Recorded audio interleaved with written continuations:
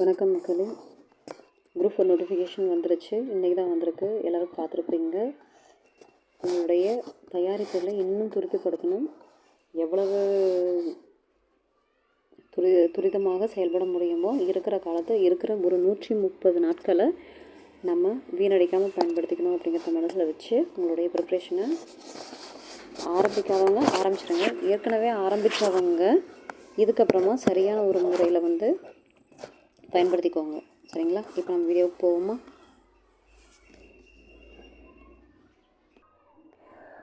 முகலாயர் கால சமுதாயம் இதுக்கப்புறம் பார்க்கணும். இதுக்கு முன்பு வரைக்குமே எல்லாத்தையுமே இதுக்கு முன்னாடி அனுப்பப்பட்ட காலநிலையில் பார்த்துருப்பீங்க. முகலாயர் கால சமுதாயம் அப்படிங்கிறது எந்த அளவுக்கு இருந்தது, மக்கள் எந்தெந்த விதமான மக்கள் வாழ்ந்தாங்க, அவங்களுடைய வாணிகம் எப்படி இருந்தது, பொருளாதாரம் எப்படி இருந்தது அப்படிங்கிறத இப்போது இந்த காணொலியில் நம்ம பார்க்க போகிறோம். இந்திய மக்கள் தொகை 16ஆம் நூற்றாண்டில் 15 கோடியாகவும் 18ஆம் நூற்றாண்டில் 20 கோடியாகவும் இருந்திருக்கும் அப்படின்னு சொல்லி மதிப்பீடு செய்கிறாங்க. நிலப்பரப்போட பெரும்பகுதி காடுகளாக தான் இருந்துச்சு. அப்போ வேளாண்மை நிலங்கள் அளவில் கம்மியாக தான் இருந்திருக்கணும் அப்படின்னு சொல்லி சொல்கிறாங்க. சமூகத்தின் முக்கிய தொழில் வேளாண்மை. இதை நம்ம நோட் பண்ணிக்கணும்.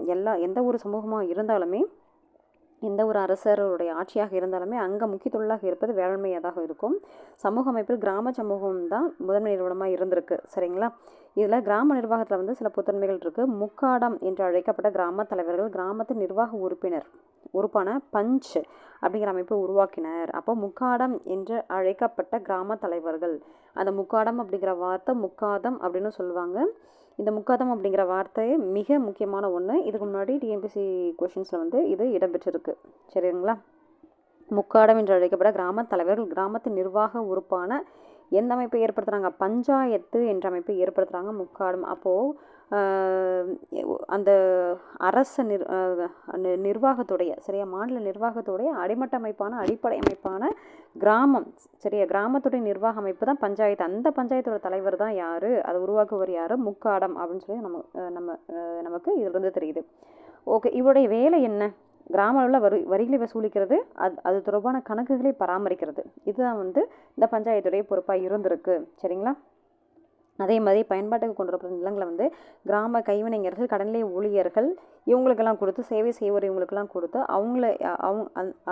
அவங்க செய்கிற சேவைகளுக்கு கைமாறாக இந்த நிலங்களை வழங்கி அந்த நிலங்களையும் என்னவாக பயன்பாட்டுக்கு கொண்டு வருவாங்க.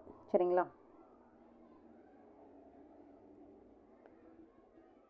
பயன்பாட்டுக்கு கொண்டு வருவாங்க அப்படின்னு சொல்லி இதில் நமக்கு தெரியுது. சரி, இது மட்டும் தானா அப்படின்னு சொல்லி பார்த்தோன்னா, சமூகத்துறை நடுத்தர வர்க்கம் அப்படின்னு சொல்லி நம்ம பார்க்கணுங்க. கண்டிப்பாக அதில் எப்படி இதில் நமக்கு கூற்று காரணங்களை கொடுத்து நமக்கு கேட்குறதுக்கு நிறைய வாய்ப்பு இருக்குது. நடுத்தர வர்க்கம் அப்படிங்கிறது யாரெல்லாம் நிறைஞ்சிருக்காங்க? மண் சப்தர்கள், சிறு கடைகள் வச்சுருக்கவங்க. ஹக்கீம் அப்படின்னா யார்? மருத்துவர்கள். சரிங்களா? ஹக்கீம் அப்படிங்கிறவங்க மருத்துவர்கள், இசைக்கலைஞர்கள், ஏனைய கலைஞர்கள் எல்லாருமே இருந்தாங்க. இதில் முக்கியமான வார்த்தை நமக்கு என்ன அப்படின்னா, ஊதியம் பெறும் வர்க்கம் யார்? மதாதி மாஷ் அப்படின்னு சொல்லப்படுற ஊதியம் பெறும் ஒரு வர்க்கம். இவங்க யார்கிட்ட இருந்தால் ஊதியம் பெறுவாங்க? மதாதி மாஷ் அப்படிங்கிற மானியத்தை யார்கிட்ட இருந்து பெறுவாங்க? முகலாய பேரரசுக்கிட்ட உள்ளூர் ஆட்சியாளர்கள், ஜமீன்தார்கள் ஆகியோரிலிருந்து பெற்றாங்க. சரிங்களா? இவங்க எப்படிப்பட்ட ஒரு ஸ்டேட்டஸில் இருக்காங்க அப்படின்னா, கிராமத்து மேன்மக்களின் ஒரு பகுதியாகவே மாறிடுறாங்க. இவங்க முகலாய பேரரசர்கிட்ட, உள்ளூர் ஆட்சியாளர்கள்கிட்ட, ஜமீன்தார்கள்கிட்ட இவங்ககிட்ட இருந்து மானியத்தை வாங்கி அந்த கிராமத்திலேயே மேன்மக்களாக இருக்கிறாங்க, ஒரு பகுதியாக மாறிட்டாங்க அப்படின்னு சொல்லி சொல்கிறாங்க. கிராமத்தையும் நகரத்தையும் இணைக்கின்ற ஒரு கண்ணியாக இவங்க தான் இருக்கிறாங்க. யார்? இந்த மதாதி மாஷ் அப்படிங்கிற மானியத்தை பெறுபவர்கள் தான் கிராமத்தையும் நகரத்தையும் இணைக்கின்ற கண்ணிகளாக முகலாயர்கள் காலத்தில் இருந்திருக்காங்கன்னு சொல்லி சொல்கிறாங்க. சரி, ஓகே. இது மட்டும் இல்லாமல் அந்த காலத்தில், முகலாயர்கள் காலத்தில் கிட்டத்தட்ட ஐரோப்பிய நகரங்களான லண்டன், பாரிஸ் இந்த நகரங்களுக்கு இணைய நம்ம நாட்டில் இந்தியாவில் என்னென்ன நகரங்கள்லாம் இருந்திருக்கு அப்படின்னா, டெல்லி, ஆக்ரா, பதேபூர் சிக்ரி, லாகூர், அகமது நகர், டாக்கா, முல்தான் இதெல்லாம் அப்போது முகலாயர்கள் காலத்தில் அவ்வளவு பெரிய நகரங்களாக, ஐரோப்பிய நகரங்களுக்கு ஈக்குவலாக நம்ம இந்தியாவில் வளர்ச்சி பெற்ற நகரங்களாக இருந்திருக்கு அப்படிங்கிறது தான்.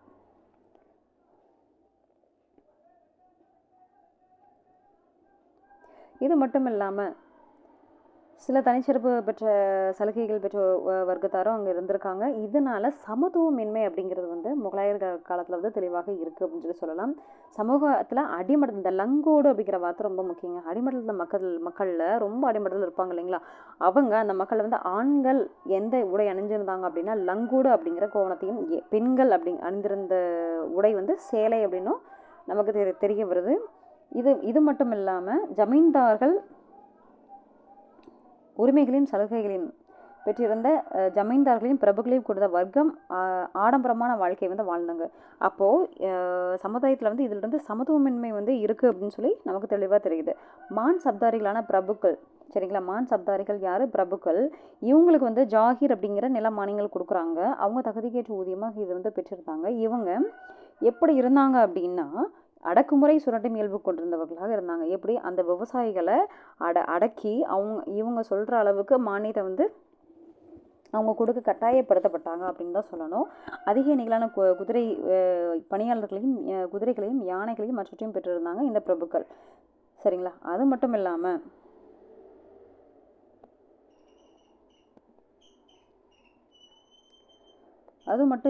இதில் முக்கியமானது என்ன அப்படின்னா ஆதிக்கியங்கள் ஜாதிகளை சேர்ந்த ஜமீன்தார்கள், சரிங்களா. ஜமீன்தார்கள் அப்படிங்கிறவங்க வந்து அந்த காலத்தில் வந்து ஆதிக்க இனங்களாக சாதிகளை சேர்ந்தவர்களாக இருந்திருக்காங்க, சரிங்களா. நிலத்தின் மீது விவசாயிகள் மீதும் ஆதிக்கம் செலுத்தக்கூடிய அந்த விவசாயம் வேளாண்மை அப்படிங்கிறத அடிப்படை தொழிலாக இருந்திருக்கு, முக்கியமான தொழிலாக இருந்திருக்கு. ஆனால் அந்த விவசாயிகள் மீது ஆதிக்கம் செலுத்தக்கூடியவர்களாக யார் இருந்திருக்காங்க அப்படின்னா ஜமீன்தார்கள் தான் இருந்திருக்காங்க. அபுல் ஃபாசல் தன்னுடைய ஐனி அக்பரியில் என்ன சொல்லியிருக்கா, ஜமீன்தார்கள் ஆவதற்கான தகுதியிலிருந்து சாதிகளை வந்து பட்டியலிடுறாங்க. இந்தந்த தகுதிகள் பெற்றிருக்கவங்க, இந்த சாதிகள் சேர்ந்தவங்க தான் வந்து ஜமீன்தார்கள் ஆக முடியும் அப்படின்னு சொல்லி அபுல் ஃபாசல் சொல்லியிருக்காரு தன்னுடைய ஐனி அக்பரி அப்படிங்கிற நூலில். அதில் யாரெல்லாம் சொல்லணும்னா இந்து மேல் சாதிகளை சேர்ந்தவர்கள் ராஜபுத்திரர்கள் ஜமீன்தார்களாக இருந்திருக்காங்க. முஸ்லீம்களும் சில பகுதிகளில் ஜமீன்தார்களாக இருந்திருக்காங்க. இந்த ஜமீன்தார்கள் என்ன பண்ணுறாங்கன்னா குத்தகை பணத்தை முறையாக அந்த விவசாயிகள் செலுத்த வேண்டிய கட்டாயத்தில் இருந்திருக்காங்க. அந்த விவசாயிகள் ஒருவேளை அவங்களால செலுத்த முடியலை அப்படின்னா, செலுத்த தவறிட்டாங்க அப்படின்னா நிலத்தை விட்டு வெளியேற்றும் முறைமையை பெற்றிருந்தாங்க, சரிங்களா. இது மிக கொடுமையான ஒரு முறையாக இருந்திருக்கு முகலாயர்கள் காலத்தில். முகலாயர் கால கட்டமைப்பில் பிரபுக்களாக அங்கம் வகித்தவங்க அப்படின்னு சொல்லி பார்த்தோம்னா மேக்சிமம் ஆஃப் மெம்பர் எங்கேருந்து வந்திருந்தாங்க அப்படின்னா மத்திய ஆசியா மற்றும் ஈரான்லேருந்து வந்தவங்க தான். முகலாயர் கால சமூக கட்டமைப்பில் பிரபுக்கள் அப்படிங்கிற ஒரு உயர்த்த நிலையில் இருந்தவங்க யார் அப்படின்னா மத்திய ஆசியாவில் ஈரான்லேருந்து வந்தவங்கள தான் இருந்தாங்க, சரிங்களா. இதில் ஆப்கானிய இந்திய முஸ்லீம்கள், ஆப்கானியர், சரிங்களா, அவங்களும் இந்திய முஸ்லீம்களும் எப்படி அழைக்கப்பட்டார்கள் அப்படின்னா ஷேக் சதாஸ் அப்படின்னு சொல்லிட்டு அழைக்கப்பட்டனர். ராஜபுத்திரர்கள் மராத்தியர் ஆகியோரும் பிரபுக்கள் அப்படிங்கிற சமூக மேன்மையை வந்து பெற்றிருந்தாங்க. அப்போது அந்த சமூக கட்டமைப்பில் வந்து பிரபுக்களாக அங்கம் வச்சவங்க மேக்சிமம் அதிகபட்ச நபர்கள் வந்து எந்த எந்த பகுதியிலிருந்து வந்தவர்களாக இருந்தாங்க, மத்திய ஆசியா ஈரான்லேருந்து வந்தவங்க இருந்தாங்க. அவங்க தான் அதிகபட்சம். இதில் ஆப்கானியர் இந்திய முஸ்லீம்கள் ஷேக் சதாஸ் இவங்களும் வந்து இருந்திருக்காங்க. இல்லை ராஜபுத்திரர்கள் மராத்தியர்களும் வந்து பிரபுக்கள் அப்படிங்கிற மேன்மையை வந்து பெற்றிருந்திருக்காங்க அப்படின்னு சொல்லி சொல்கிறாங்க. இதில் அக்பருடைய ஆட்சி காலத்தில், சரிங்களா, அக்பருடைய ஆட்சி காலத்தில் 15 விழுக்காடுக்கும் மேற்பட்ட பிரபுக்கள் ராஜபுத்திரர்கள் தான். 15% வந்து அக்பருடைய ஆட்சி காலத்தில் வந்து ராஜபுத்திரர்கள் தான் வந்து இதில் பிரபுக்களாக வந்து பதவி வகிச்சிருக்காங்க அப்படின்னு சொல்லி சொல்கிறாங்க.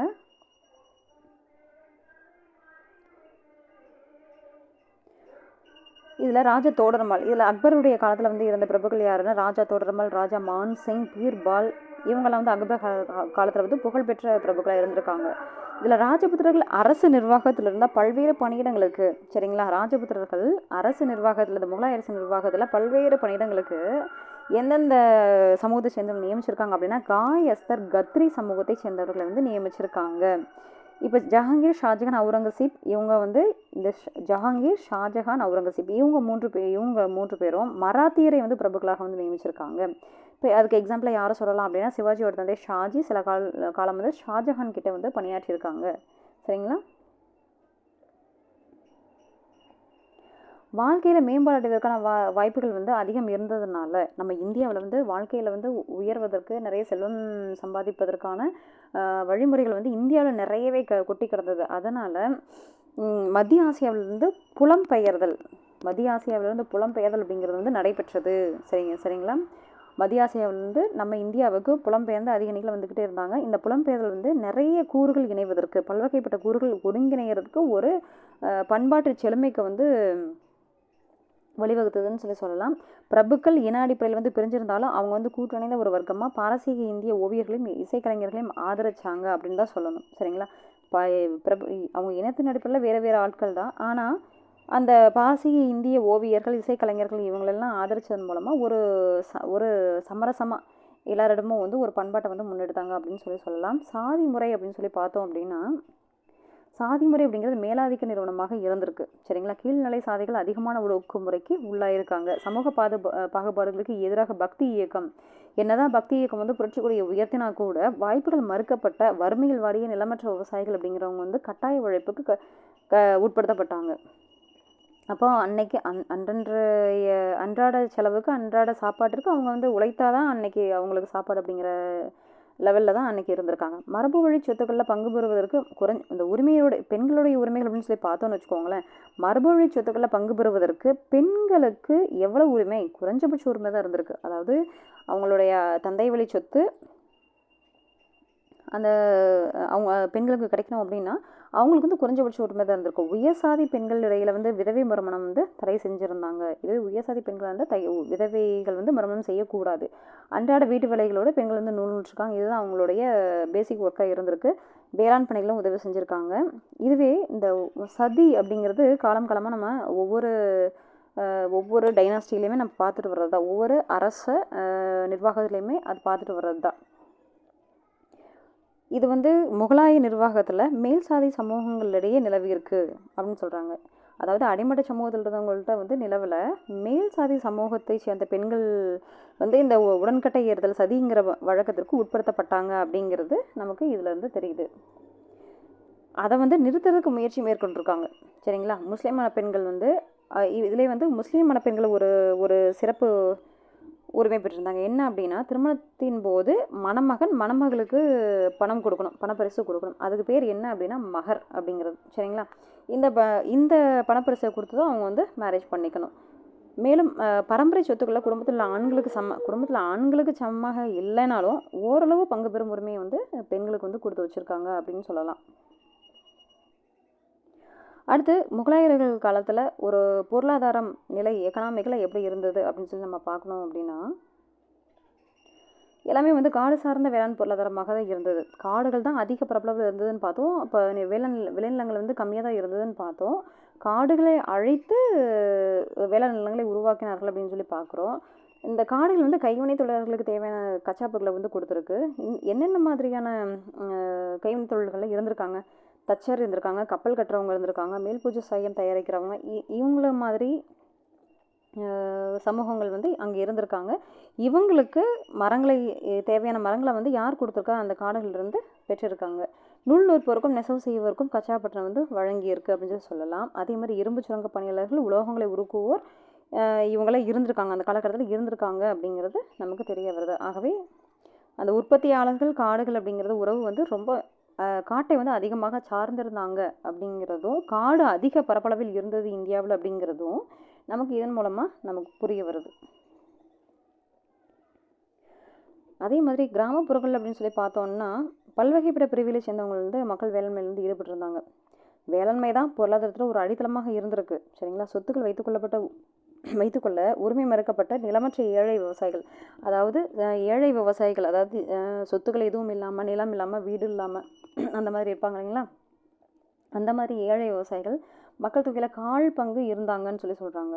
ஜமீன்தார்களும் கிராம தலைவர்களும் அப்போது அந்த நிலங்களில் யார்கிட்ட தான் அதிகமாக இருந்திருக்கும்? ஜமீன்தார்கள்ட்டையும் கிராம தலைவர்கள் அதிகமாக இருந்திருக்கு. அதில் பணி செய்ய வேலையாட்கள் அமர்த்தப்பட்டு அவங்களுக்கு ஊதியம் வந்து ஒன்று பணமாகவோ இல்லை பொருளாகவோ கொடுத்துருக்காங்க அப்படின்னு சொல்லி சொல்கிறாங்க. இதில் இந்த காலகட்டத்தில் வந்து என்ன பாசனம் அப்படிங்கிறது முக்கிய பாசன முறையாக இருந்திருக்கு. முகலாயர்கள் காலகட்டத்தில் கிணற்று நீர் பாசனம் தான் முக்கிய பாசன முறையாக இருந்திருக்கு அப்படின்னு நம்ம பார்க்குறோம். சரி, பயிரிட்டாங்க, காடுகளை அழைத்து விளைநிலங்களை ஆக்கினாங்கன்னு சொல்லி பார்த்தோம், பயிரிட்டாங்கன்னு சொல்லி பார்த்தோம். அப்படி என்னென்ன பயிர்கள் தான் பயிர் செய்யப்பட்டது? ராபி, காரிப் ஆகிய 2 வேளாண் பருவங்களில், சரிங்களா? ராபி, காரிப் 2 வேளாண் பருவங்களில் பயிர் செய்யப்பட்ட பயிர் வகைகளை வந்து எந்த நூல் பட்டியலிடுது அப்படின்னா ஐனி அக்பரி. சரிங்களா? ஐனி அக்பரி பட்டியலிடுது. இதில் புகையிலை மக்காச்சோளம் இது 17ஆம் நூற்றாண்டில், சரிங்களா, 17th செஞ்சுரியில் வந்து இது அறிமுகமாயிருக்கு. இதுக்கப்புறம் தான் மிளகாய் வேர்க்கடலையும் அறிமுகமாயிருக்கு. அன்னாச்சி பழம் 16ஆம் நூற்றாண்டில் அறிமுகமாச்சு அப்படின்னு சொல்லி சொல்கிறாங்க. இந்த இன்னைக்கு நம்ம பயன்படுத்திக்கிட்டு இருக்கிற ஒட்டு மாம்பழம் இருக்குது இல்லைங்களா, அது யார் அறிமுகப்படுத்தினாங்க அப்படின்னா போர்ச்சுகீசியர்கள் அப்படின்னு சொல்லி சொல்லலாம். உருளைக்கிழங்கு, தக்காளி, கொய்யா இதெல்லாம் இதுக்கப்புறம் தான் வந்திருக்கு. அவுரி அப்படிங்கிறது முகலாயர் கால முக்கியமான ஒரு வணிகப் பயிராக இருந்திருக்கு. முகலாயர் காலத்தில் முக்கியமான ஒரு வணிகப் பயிர் அப்படின்னா அது அவுரி. பட்டு உற்பத்தி அப்படிங்கிறது எங்கே ரொம்ப அது பிரம்மத்தூட்டம் வளர்ச்சியில் இருந்திருக்கு அப்படின்னா வங்காளத்தில், சரிங்களா. உலக சந்தைக்கு அதிகமான பட்டு துணியை அனுப்பி வைக்கும் தலைமை பட்டு உற்பத்தி மையமே எதுதான் அப்படின்னு கேட்டால் அது வங்காளம் தான் அப்படின்னு சொல்கிறாங்க. விவசாயிகள் நிலவரியை செலுத்துவதற்கு கட்டாயப்படுத்தப்பட்டதுனால அவங்க தங்களுடைய நிலத்தில் விளைந்தது போக வரி செலுத்தினது போக மிச்சம் உபரியை வந்து கண்டிப்பாக அவங்க விற்றே ஆக வேண்டிய ஒரு கட்டாயத்துக்கு வந்து தள்ளப்பட்டிருந்தாங்க, சரிங்களா. நிலவரி அப்படிங்கிறது மிக முக்கியமான வரியாக இருந்திருக்கு. இந்த அரசு நிர்வாகம் என்ன பண்ணுறாங்க அப்படின்னா உற்பத்தி திறனை மதிப்பிட்டு அந்த நிலத்தோட உற்பத்தி திறனை மதிப்பிட்டு அதுக்கு தகுந்த மாதிரி தான் என்ன பண்ணுறாங்க அப்படின்னா மொத்த அளவை அடிப்படையாக வச்சு நிலத்தை அளவு செஞ்சு மொத்த அளவை அடிப்படையாக வச்சு ஒரு வரியை வந்து நிர்ணயம் செய்கிறாங்க. அது கண்டிப்பாக வந்து அவங்க என்ன பண்ணி ஆகணும், வரி செலுத்தி ஆகணும். செலுத்த முடியாத அந்த ஏழை விவசாயிகள் என்ன பண்ணப்பட்டாங்க, அந்த நிலத்தை விட்டு துரத்தி அடிக்கப்பட்டார்கள் அப்படின்னு சொல்லி நம்ம பார்த்தோம். அக்பர் எந்த முறை அறிமுகம் செய்தார் அப்படின்னா ஜப்தி முறை, சரிங்களா. இந்த ஜப்தி முறையை கொண்டு வந்து அறிமுகம் செஞ்சவர் யாருன்னா தோடர்மால். ராஜா தோடர்மால் வந்து ஜப்தி முறையை வந்து அறிமுகம் செய்கிறாரு. அதை பிரகடனம் செஞ்சவர் யார் அப்படின்னா அக்பர் தான், சரிங்களா. நிலத்தின் அளவு, விளைவிக்கப்பட்ட பயிர் ஆகியவற்றின் அடிப்படையில் விவசாயி பணமாக செலுத்த வேண்டிய ஒரு கட்டாயத்தில் வந்து இருந்தாங்க, சரிங்களா. வரி வந்து பணமாக செலுத்தப்பட்டது. பல்வேறு பகுதிகளை சேர்ந்த விவசாயிகள் ஒவ்வொரு வருஷமும் செலுத்த வேண்டிய வரிகள் தொடர்பான விவரங்களை ஒரு அட்டவணையில் வந்து பதிஞ்சு வச்சுக்கிறாங்க, சரிங்களா. அது என்ன சொல்கிறோம் அப்படின்னா தஸ்தர் என்று அழைக்கப்பட்டன, சரிங்களா. ஒவ்வொரு வருஷமும் செலுத்த வேண்டிய இந்த வரிகள் தொடர்பான விவரங்களை ஒரு அட்டவணையில் வந்து அவங்க ஒவ்வொரு ஆண்டும் வந்து பதிவு செய்து வந்திருக்காங்க. அந்த பதிவு என்ன சொல்லப்படுது அப்படின்னா அந்த அட்டவணைகளுக்கு பேர் என்ன அப்படின்னா தஸ்தர் என்று அழைக்கப்படுது, சரிங்களா. சரி, நகர்ப்புற பொருளாதாரம் அப்படின்னு சொல்லி பார்த்தா கிராமப்புற பொருளாதாரத்தை பொறுத்த வரைக்கும் வேளாண்மை அப்படிங்கிறது மிக அடிப்படையான ஒரு விஷயமா இருந்திருக்கு. அதை பேஸ் பண்ணி தான் வந்து எல்லாமே நடந்துட்டுருக்குன்னு சொல்லி பார்த்தோம். அதே மாதிரி நகர்ப்புறத்தில் அப்படின்னு சொல்லி பார்த்தோம் அப்படின்னா நகரம்னாவே அங்கே நமக்கு என்ன தான் ஞாபகம் வரும், ஃபேக்ட்ரிஸ் தான் ஞாபகம் வரும் இல்லைங்களா. அப்போ அது கைவினை தொழிலை வந்து அடிப்படையாக கைவினை தொழிற்கூடங்களை வந்து அடிப்படையாக வச்சுருந்துருக்கு அப்படின்னு சொல்லி பார்க்கலாம். இதில் பஞ்சடித்து பட்டை செய்கிறவங்க, நூல் நுறுக்கிறவங்க, நெய்கிறவங்க, சாயம் வெட்டுறவங்க, அச்சு பதிக்கிறவங்க, சலவை செய்வோர் அப்படின்னு சொல்லிட்டு எல்லாருமே நகர்ப்பகுதியில் வந்து இருந்திருக்காங்க. பருத்தி இழை தொழிற்கூடங்கள் இன்றைக்கி இருக்கிற ஸ்பின்னிங் மில்ஸ் அது மாதிரி அந்த காலத்திலேயே வந்து பருத்தி இழை தொழிற்கூடங்கள் அப்படிங்கிறது முகலாயர்கள் காலத்தில் இருந்திருக்கு. அது மட்டும் இல்லாமல் இரும்பு, தாமிர, வைர சுரங்கங்கள், சரிங்களா. இரும்பு அப்படிங்கிறது வந்து அதிக அளவில் வந்து முகலாயர் காலத்தில் பயன்பாட்டில் இருந்திருக்கு. தாமிரமும் பயன்பாட்டில் இருந்திருக்கு. வைர சுரங்கங்கள், வைரங்கள் வந்து அணிகலன்களில் பயன்படுத்தியிருக்காங்க. அது மாதிரி நிறைய பயன்பாட்டுக்கு வைரங்களை வந்து பயன்படுத்தியிருக்காங்க. துப்பாக்கி தயாரித்தல் அப்படிங்கிறது முகலாயர்கள் காலத்தில் துப்பாக்கி தயாரித்தல் அப்படிங்கிறதும் இருந்திருக்கு, முக்கிய தொழில்களாக இருந்திருக்கு. சரி, இதில் ரொம்ப முக்கியமானது நமக்கு எது அப்படின்னா கர்கானா. அது என்னங்க கர்கானா? கர்கானா அப்படிங்கிறது தொழிற்கூடங்கள், சரிங்களா. இது விலை உயர்ந்த கைவினைப் பொருட்கள் வந்து இங்கே செய்யப்படுது. அரச குடும்பங்களுக்கு தேவையான, இது யாருக்கு தேவையானது மட்டும்தான், அரச குடும்பங்களுக்கு தேவையான பொருட்களை மட்டும்தான் அரண்மனை சார்ந்த கர்கானாக்கள் வந்து உற்பத்தி செஞ்சுருக்காங்க. கைவினை கலைஞர்கள் உற்பத்தி செஞ்ச ஆடம்பர பொருட்களை வர்த்தகர்கள் எடுத்து போய் விற்கிறாங்களா, அதில் வந்து சில குரூப் இருக்காங்க. அது யார் யாருன்னு சொல்லி நம்ம பார்ப்போம். இப்போ வர்த்தகமும் வாணிகமும் அப்படின்னு சொல்லி பார்த்தோம் அப்படின்னா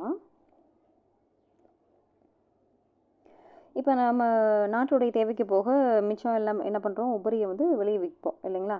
அது நாட்டோட பல்வேறு பகுதிகளுக்கு ஆறுகள் வழியாக, மாட்டு வண்டியில், ஒட்டக வண்டியில், சாலை வழியாக கொண்டு செல்லப்பட்டிருக்கு. இதில் நமக்கு முக்கியமானது என்ன, பஞ்சாரா அப்படிங்கிற நாடோடி வணிக குழு.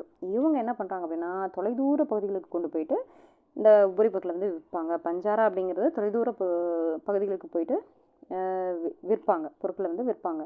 அடுத்தது வங்காளம் அப்படிங்கிறது முக்கிய மையமாக இருந்திருக்கு. என்ன மையம்? ஏற்றுமதி மையமாக இருந்திருக்கு.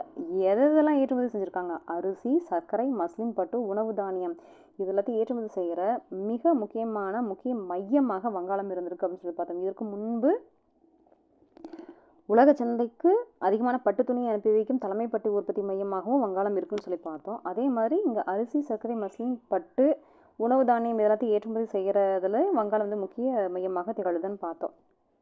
இது மட்டும் இல்லாமல்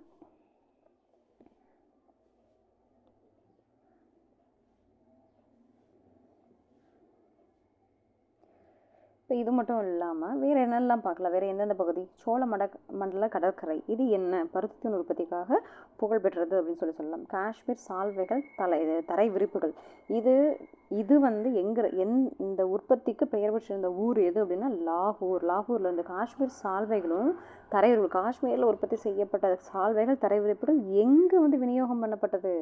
லாகூரில் வந்து விநியோகம் செஞ்சுருக்கு. அப்போ லாகூர் வந்து அவ்வளோ ஃபேமஸாக இருந்திருக்கு. காஷ்மீர் சால்வைக்கும் தரை விரிப்புக்கும் அவ்வளவு டிமாண்ட் அங்கே இருந்திருக்கு, தேவைகள் அவ்வளோ இருந்திருக்கு.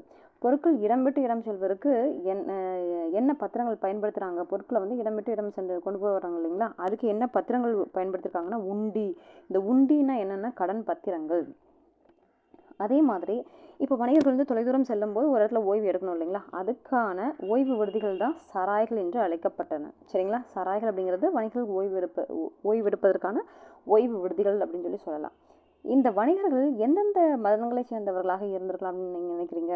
அவங்க ஹிந்து, முஸ்லீம், சமணம் போன்ற எல்லா மதங்களை சார்ந்தவங்களாகவும் வணிகர்கள் வந்து இருந்திருக்காங்க. குறிப்பாக குஜராத்தை சேர்ந்த எந்த பகுதி?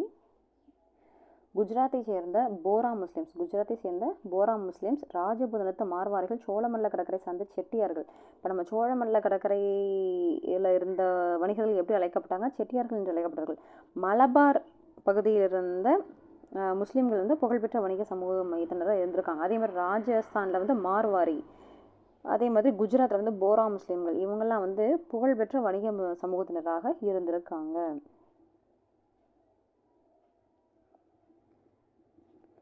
சரி, நம்ம வெளிப்பகுதியிலே வந்து நம்ம பொருட்களை வந்து ஏற்றுமதி செஞ்சுட்டு இருந்தோம்னு சொல்லி நம்ம பார்த்தோம் இல்லைங்களா. யாருடனான மேற்கு ஆசியா ஐரோப்பிய நாடுகள், மேற்கு ஆசியாவோடையும் ஐரோப்பிய நாடுகளுடனான வணிகத்தை வந்து யார் தான் கட்டுப்படுத்தி இருந்திருக்காங்க? ஐரோப்பியர் தான் கட்டுப்படுத்தியிருக்காங்க. இந்திய வணிகர்களுடைய பங்கேற்பை அவங்க கட்டுப்படுத்தி வச்சுருக்காங்க. சரிங்களா, அப்பயே வந்து நம்ம இந்திய வணிகர்களுடைய பங்கேற்பை வந்து கட்டுப்படுத்தியிருக்காங்க. அது இல்லாமல் முகலாய அரசு ஒரு கடற்படையை வந்து கொண்ட சக்தியாக இல்லை. ஒரு நிலையான கடற்படை வந்து முகலாய பேரரசில் வந்து கண்டிப்பாக இல்லை அப்படின்னு தான் சொல்லணும். இதனாலேயே வந்து அந்த கடல் வணிகத்தில் வந்து அவங்களால வந்து சிறப்பாக ஐரோப்பியருடைய வணிகத்துக்கு கட்டுப்பட்டு தான், ஐரோப்பியருடைய கட்டுப்பாட்டுக்கு உள்ளே அடங்கி தான் செயல்பட வேண்டிய ஒரு நிலை இருந்திருக்கு. தாங்கள் பலம் பொருந்திய கடற்படை சகாப்தத்தில் வாழ்கிறோம் அப்படிங்கிறதே அவங்க மறந்துட்டாங்க. ஏன்னா நம்ம சோழர்கள் காலத்துலலாம் பார்த்தீங்க அப்படின்னா கடலையே வந்து ஒரு ஏரி அப்படிங்கிற அளவுக்கு தான் வந்து ஏரி அப்படின்னு சொல்லியிருக்காங்க. ஏன் அப்படின்னா அது அந்தளவுக்கு வந்து கடல் வணிகம் அப்படிங்கிறத மேற்கொண்டிருக்காங்க. அதே மாதிரி கடற்படையை வந்து அந்தளவுக்கு வந்து பெருக்கியிருக்காங்க. உலக நாடுகள் பலவற்றையும் வந்து தன்னுடைய ஆட்சிக்கு கீழே வந்து கொண்டு வந்திருக்காங்க அப்படிங்கிறத நம்ம படிச்சிருக்கோம்.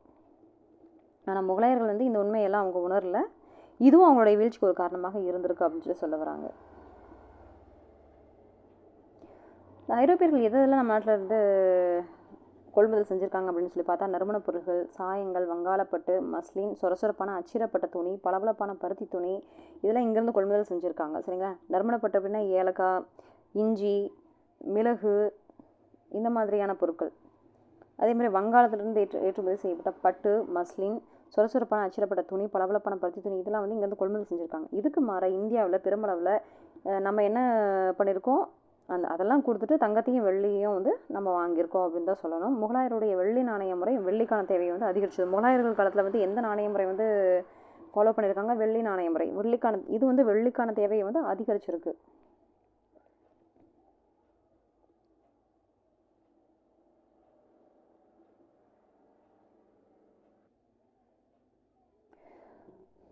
இப்போ மதம் அப்படின்னு சொல்லி பார்க்குறோன்னு வச்சுக்கோங்களேன். முகலாயர்கள் காலத்தில் எதை அடிப்படையாக வச்சு மதங்கள் வலியுறுத்தப்பட்டது அப்படின்னு சொல்லி பார்த்தா புராண மரபுகளை அடிப்படையாக வச்சு தான் என்ன பண்ணியிருக்காங்க அப்படின்னா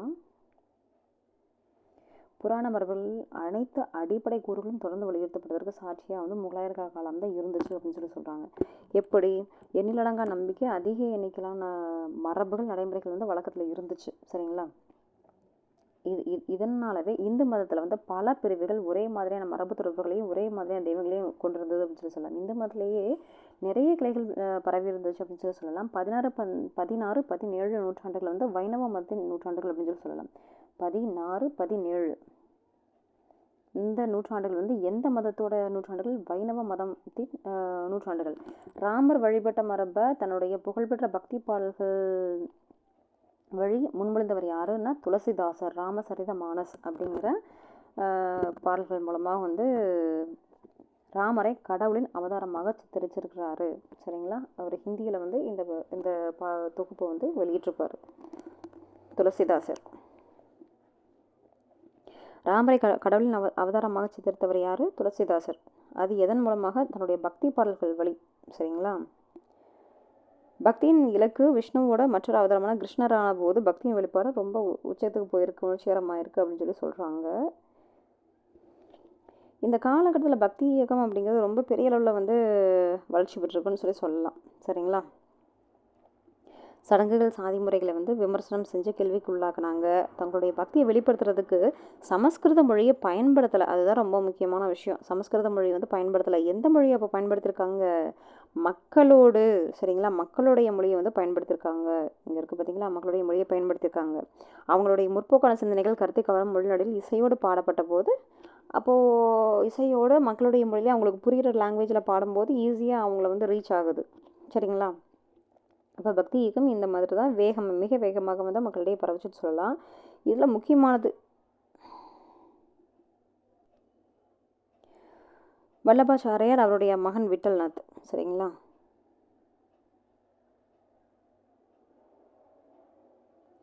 வல்லபாச்சாரியார், விட்டல்நாத் இவங்க கிருஷ்ண வழிபாட்டை பரப்புரை செஞ்சுருக்காங்க. அப்போ ராமர் வழிபாடு அப்படிங்கிறது யாருன்னு நம்ம பார்த்தோம்? ராமர் வழிபாடு அப்படிங்கிறது துளசிதாசர். சரிங்களா? ராமர் வழிபாடு துளசிதாசர். இதுவே வந்து கிருஷ்ணர் வழிபாடு அப்படிங்கிறது இவங்களுக்கு அப்புறமா யாருடைய காலகட்டத்தில் அப்படின்னு சொல்லி பார்த்தோம்? வல்லபாச்சாரியார், அவருடைய மகன். வல்லபாச்சாரியுடைய மகன் யார்? விட்டல்நாத். இவங்க 2 பேரும் வந்து கிருஷ்ண வழிபாட்டை வந்து பரப்புரை செஞ்சுருக்காங்க. சரிங்களா? இந்த பிரிவை வந்து ஃபாலோ பண்ணி வந்தவங்க தான் சூர்தாஸ். சராவளி அப்படிங்கிற இலக்கியத்தை உள்ளூர் மொழியில் வந்து எழுதினார். சூர்தாஸ் யார்? வல்லபாச்சாரி விட்டல்நாத்தை ஃபாலோ பண்ணி வந்தவர், பின்பற்றி வந்தவர். அவர் என்ன பண்ணியிருக்காரு அப்படின்னா சராவளி அப்படிங்கிற இலக்கியத்தை வந்து உள்ளூர் மொழியிலேயே எழுதியிருக்காரு. சரிங்களா? மக்களுக்கு புரிகிற லாங்குவேஜில் எழுதியிருக்காரு அப்படின்னு சொல்லலாம். ஏகநாதர், துக்காராம் இவங்க மகாராஷ்டிரத்தை சேர்ந்தவங்க. சரிங்களா? ஏக்நாத், துக்காராம் அப்படின்னு சொல்லுவாங்க இல்லைங்களா? அவங்க மகாராஷ்டிரத்தை சேர்ந்த பக்தி இயக்க கவிஞர்களாக இருந்திருக்காங்க. அதே மாதிரி வியாசராயரால் பிரபலப்படுத்தப்பட்ட கர்நாடகத்தை சேர்ந்த வியாசராயரால் பிரபலப்படுத்தப்பட்டவங்க அவங்க யார் அப்படின்னா தசரோதா அப்படிங்கிற இயக்கம். இது வந்து எந்த ஊரில்? கர்நாடகத்தை சேர்ந்த பக்தி இயக்கமான தசரோதா அப்படிங்கிறது யாரால் பிரபலப்படுத்தப்பட்டது? வியாசராயரால் பிரபலப்படுத்தப்பட்டது. இந்த இயக்கம் யாரை குறிவிக்கிறாங்க? தாழ்த்தப்பட்ட சாதிகளை சேர்ந்தோட இயக்கமாக மாறியது அப்படின்னு சொல்லி நம்ம சொல்லலாம். இருக்கிறத நம்ம பார்க்கணும் அப்படின்னா பக்தி இயக்கத்தோட மிக ஒரு முக்கியமான ஆளுமையாக யாரை சொல்லலாம் அப்படின்னா, இவ்வளோ பேர் நம்ம இது வரைக்கும் பார்த்தோம். அதில் மிக முக்கியமான ஆளுமை அப்படின்னு கபீரை தான் நம்ம சொல்லலாம். சரிங்களா? இவர் பிறந்த குடும்பம் அப்படிங்கிறது நெசவு குடும்பத்தை சேர்ந்தவர். முழுமையான ஒரு கடவுள் கோட்பாட்டை தான் அவர் வந்து முன்வைக்கிறாரு. சரிங்களா? கடவுள் ஒருவரே அப்படிங்கிற கோட்பாடு தான் முழுமையான ஒரு கடவுள் கோட்பாடு அப்படிங்கிறத முன்வைக்கிறாரு. உருவ வழிபாட்டை அவர் கண்டிக்கிறாரு. சடங்கு, சம்பிரதாயம், சாதி முறைகளையும் கண்டிக்கிறாரு. எளிய மொழி நடையில் எழுதப்பட்ட இவருடைய பாடல்கள், கபீரோட பாடல்கள் மிக எளிய நடையில் எழுதப்பட்டதாக இருந்திருக்கும். சரிங்களா? அந்த பாடல்கள் வாய் வழியாகவே வட இந்தியாவோட பெரும்பகுதியில் பரவிருக்கு அப்படின்னு தான் சொல்லணும். இந்த பக்தி இயக்க புலவர்களை பற்றி நம்ம ஆர்வமூட்டக்கூடிய ஒரு செய்தி அப்படின்னு நம்ம என்னென்னு பார்த்தோம் அப்படின்னா, இந்த பக்தி இயக்க புலவர்கள் எல்லாருமே வந்து மிக உயர்ந்த குலத்துலேருந்து யாருமே வரலங்க.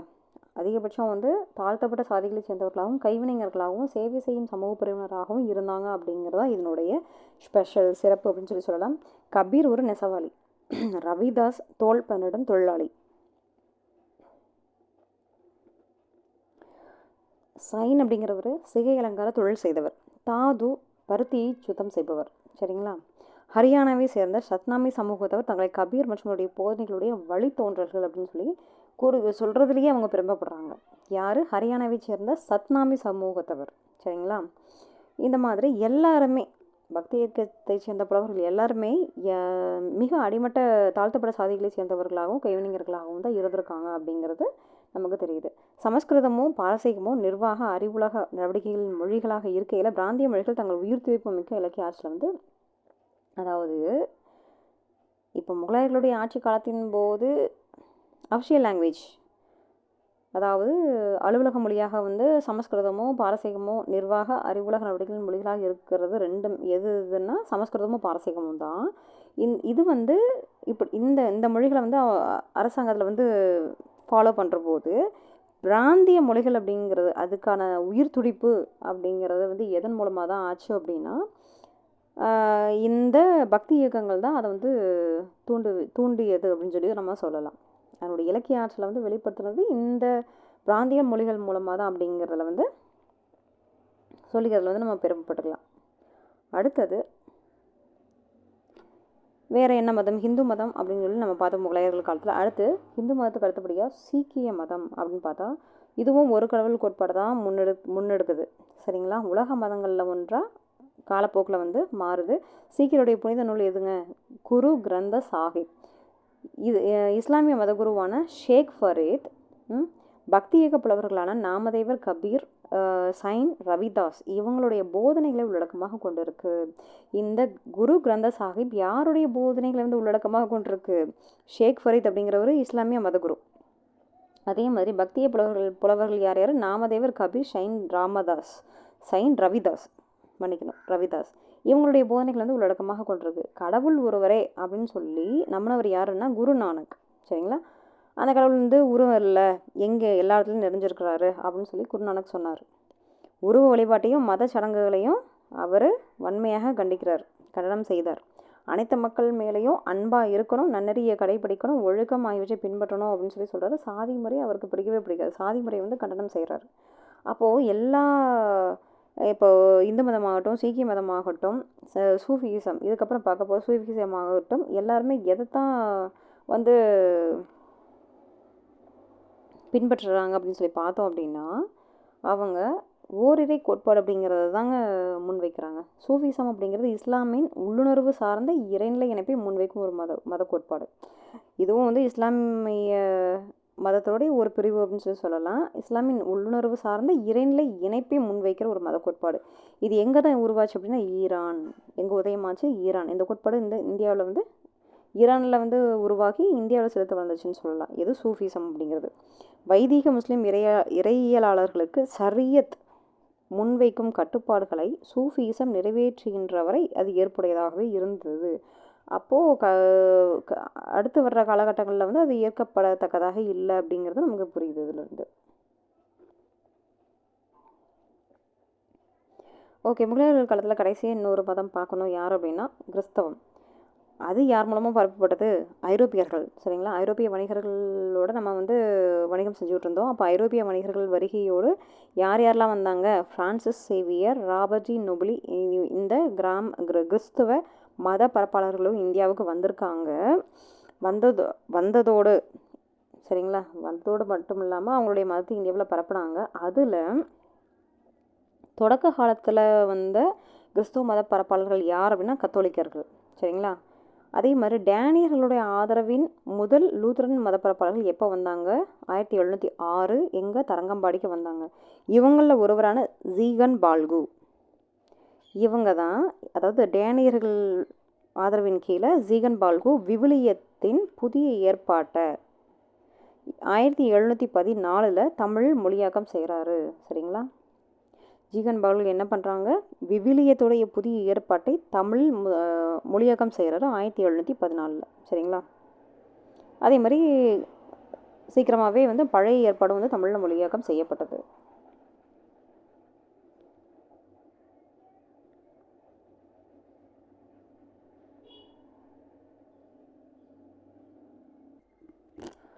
அறிவியலும் தொழில்நுட்பமும் முகலாயர் காலத்தில் எந்த அளவுக்கு வளர்ச்சி பெற்றிருந்தது அப்படின்னா, முஸ்லீம் கல்வி நிறுவனங்களான மதரசாக்கள் என்ன பண்ணுறாங்க, மதரசாக்கள் முஸ்லீம் இறையியலின் மீதான முஸ்லீம் இறையியல் மேலே தான் அதிக கவனம் செலுத்துகிறாங்க. சரிங்களா, முஸ்லீம் மதரசாக்கள். சரிங்களா, வாரணாசி போன்ற மிகச்சிறந்த கல்வி மையங்களில் ஜோதிடம், வாரணாசி கல்வி மையங்களில் ஜோதிடம் வந்து கற்றுத்தரப்படுது. ஐரோப்பாவிலிருந்து பல்கலைக்கழகங்களுக்கு நிகராக இந்தியாவில் கல்வி நிறுவனங்கள் இல்லை.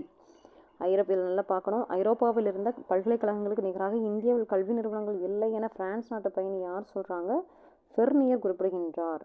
யார் சொல்கிறாங்க, ஃபெர்னியர். ஐரோப்பாவில் இருந்த பல்கலைக்கழகங்களுக்கு நிகராக இந்தியாவில் கல்வி நிறுவனங்கள் இந்தியாவில் இல்லை அப்படின்னு சொல்லிட்டு பிரான்ஸ் நாட்டு பயணி ஃபெர்னியர் சொல்லியிருக்கார். அப்போது அவங்க எதை மீன் பண்ணி சொல்கிறாங்க அப்படின்னா, எந்த அர்த்தத்தில் சொல்கிறாங்க அப்படின்னா, அறிவியல் பாடங்களை கற்பிப்பது இந்தியாவில் வந்து இயலாத நிலையில் இருந்துச்சு, இருந்தாலும் கணிதம், வானியல் ஆகியவற்றின் மீது கவனம் செலுத்தப்பட்டது. அக்பருடைய அவைக்கள புலவரான ஃபெய்சி, அக்பரோட அவைக்கள புலவர் யார், ஃபெய்சி, பாஸ்கராச்சாரியரின் புகழ்பெற்ற கணித நூலான லீலாவதியை வந்து மொழிபெயர்த்திருக்காரு. அக்பருடைய அவைக்கள புலவர் யார், ஃபெய்சி. இவர் என்ன பண்ணியிருக்காரு, எந்த நூலை வந்து மொழிபெயர்த்திருக்காரு, பாஸ்கராச்சாரியரின் ஒரு கணித நூல், அது லீலாவதி. சரிங்களா, அந்த லீலாவதியை வந்து மொழிபெயர்த்திருக்காரு. முகலாயர்கள் காலத்தில்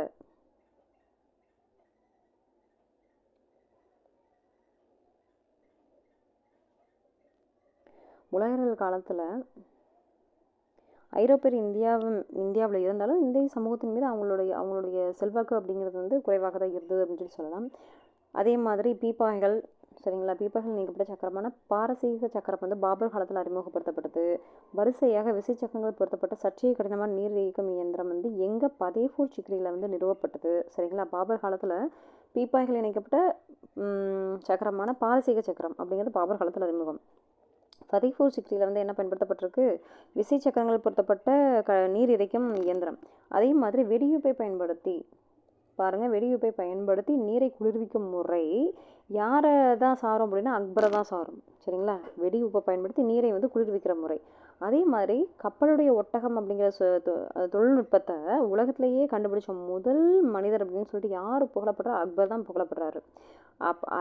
அப்படி என்ன தான் தொழில்நுட்பம் அப்படின்னு பார்த்தா, ஒரு பெரிய படகு, அந்த படகின் மேலே தான் என்ன கட்டப்படுது, கப்பல் கட்டப்படுது.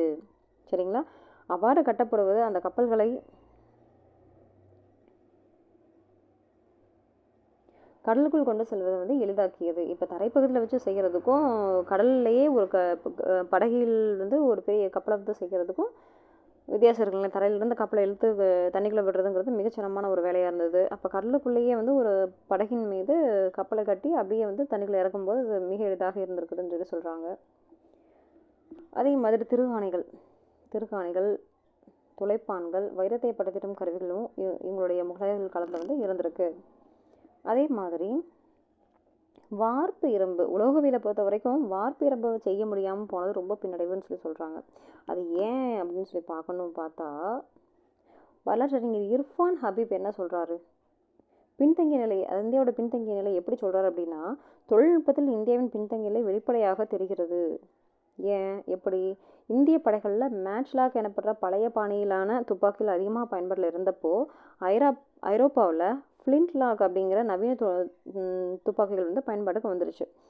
இந்த மேட்ச்லாக் அப்படிங்கிறது வந்து செலவுமிக்க செம்பினாலான பிறங்கிகளை வந்து இந்தியா தொடர்ந்து செம்பினாலான பிறங்கிகளை தான் வந்து பயன்படுத்திட்டு இருந்தாங்க. சரிங்களா, அதை பயன்படுத்திட்டு இருந்த போது ஐரோப்பாவில் வந்து அது முன்னதாகவே வந்து பயன்பாட்டில் வந்து நீக்கிட்டாங்க. ஏன்னா செம்பினுடைய செலவு அப்படிங்கிறது வந்து மிக அதிகமாக இருந்ததுனால அதை நீக்கிட்டாங்க.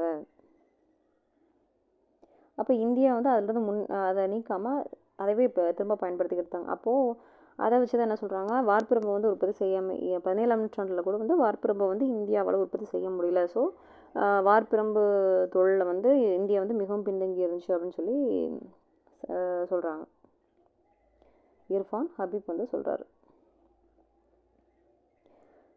இப்போ இது வந்து அறிவியல் தொழில்நுட்பத்தில் இப்படி இருக்குது அப்படின்னா, கட்டிடக்கலையில் வந்து முகலாயர்கள் வந்து எந்தளவுக்கு வளர்ச்சி பெற்றிருந்தாங்க அப்படின்னா, உலகக்கலையில் ஒரு குறிப்பிடத்தக்க கட்டடமாக வந்து முகலாயர்களை கட்டிடக்கலையை சொல்கிறாங்க. எப்படி, கூண்டு வடிவிலான குமிழ்களை கொண்ட கவிகை மாடம். கூண்டு வடிவில் இருக்கும், குமிழ்கள் இருக்கும், கவிகை மாடங்கள் அதை என்னன்னு சொல்கிறோம், கவிகை மாடங்கள்னு சொல்கிறோம். அதே மாதிரி ஒப்பனைகள், நிறைய அலங்காரங்கள் மிகுந்த கலங்கரை விளக்கம் போன்ற கோபுரங்கள் இருந்திருக்கு. 4 மூலைகள்லையும் எழுப்பப்பட்டுள்ள ஸ்தூபி, அதை ஸ்தூபி மாடங்கள், அதாவது எப்படி சொல்லலாம்னா தாஜ்மஹால் சுற்றி 4 மாடங்கள் இருக்கும் இல்லைங்களா, அந்த மாதிரி அலங்கரிக்கப்பட்ட பெரிய வடிவங்களுக்கு முகலாய கட்டடங்கள் வந்து பெயர் பெற்றவை. இதில்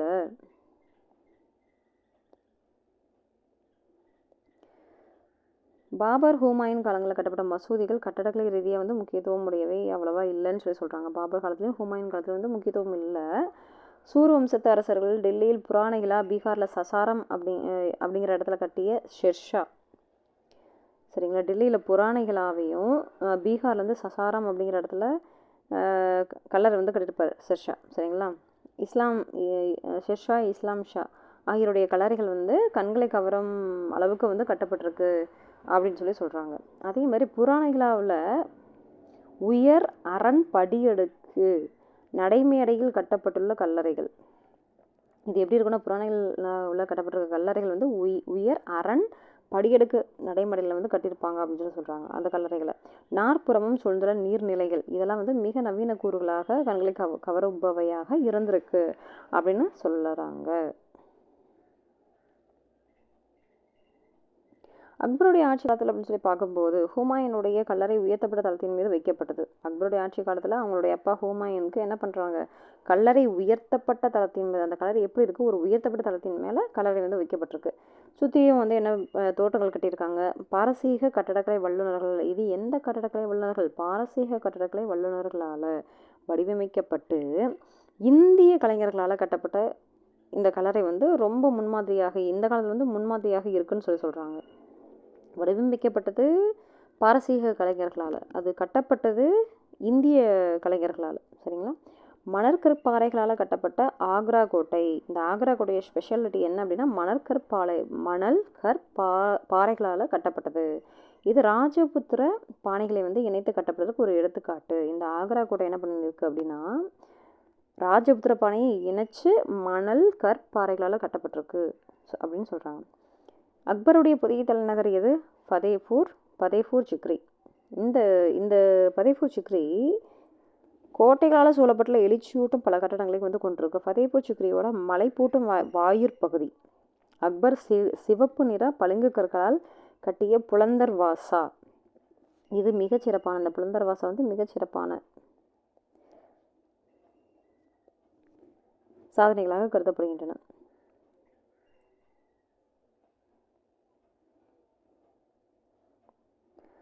ஆக்ராவுக்கு அருகே ஆக்ராவுக்கு பக்கத்தில், சரிங்களா, ஆக்ராவுக்கு பக்கத்தில் சிக்கந்தரா அப்படிங்கிறது யாருடைய கல்லறை மாடம், அக்பருடைய கல்லறை மாடம்.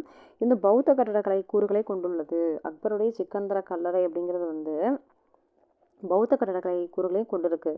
அதே மாதிரி அக்பருடைய காலத்தில் ஸ்டார்ட் பண்ணி ஜஹாங்கருடைய காலத்தில் நிறைவு பெற்றது எது அப்படின்னா இந்த அக்பருடைய கல்லறை மாடமான சிக்கந்தரா தான். ஜஹாங்கீர் நூர்ஜஹானுடைய தந்தையான இதிமது உத்தவ்லாவுக்காக ஒரு கல்லறை எழுப்பியிருக்காரு. அது வெள்ளை நிற பளிங்கு கற்களால் முகலாயர்கள் காலத்தில் கட்டிய முதல் கட்டடம் அப்படின்னு சொல்லலாம். இதிமத் தௌலா யார், நூர்ஜஹானுடைய அப்பா. அவருக்காக ஜஹாங்கீர் கட்டுறாரு கல்லறை. அது என்ன பளிங்கு கற்கள், வெள்ளை நிற பளிங்கு கற்களால் கட்டப்பட்ட முகலாயர்களில் கட்டப்பட்ட முதல் கட்டடம் இதுதான். ஷாஜஹான் காலத்தில் முகலாய கட்டடக்கலை வந்து சிகரத்தை எட்டியதுன்னு சொல்லலாம். தாஜ்மஹால் முழுவதுமே பளிங்கு கற்களால் உயர்த்தப்பட்ட தளத்தின் மீது கட்டப்பட்டதுன்னு தான் சொல்லணும். அதோடைய மையத்தில் வந்து பின்னுதிங்க வாயிலுக்கு மேல் குமிழ் வடிவ கவிகை, அதை சுற்றி 4 ஸ்தூபி மாடங்கள், 4 மூலைகள் 4 தனித்தனியான கோபுரங்கள், அதாவது மினார்னு சொல்லுவாங்க. எல்லாமே வந்து இந்த நினைவிடம் வந்து உலக புகழ் பெற்றதா இன்னைக்கு திகழ்து அப்படின்னு சொல்லலாம். திவானி காஸ், மோதி மஹால், ஹூரமஹால் போன்ற பிரமிப்பூட்டும் கட்டடங்கள் வந்து இந்த கட்டடங்கள் சூழப்பட்டுள்ள செங்கோட்டை, சரிங்களா, ஷாஜஹான் காலத்து கட்டடக்கலை திறன்களை வந்து பிரதிபலிக்குது. இந்த செங்கோட்டை அப்படிங்கிறது யாருடைய காலம், ஷாஜஹான் காலம். ஆக்ரா கோட்டையில் இருக்க மோதி மசூதி, இந்த மோதி மசூதி எந்த கோட்டையில் இருக்குது அப்படின்னா ஆக்ரா கோட்டையில் இருக்குது. இது முழுசாக பளிங்கு கற்களால் கட்டப்பட்டது அப்படின்னு சொல்லலாம். மோதி மசூதி முழுவதும் பளிங்கு கற்களால் ஆனது. எந்த கோட்டையில் இருக்குது, ஆக்ரா கோட்டையில் இருக்குது. டெல்லியில் உள்ள கம்பீரமான வாயிற்பகுதி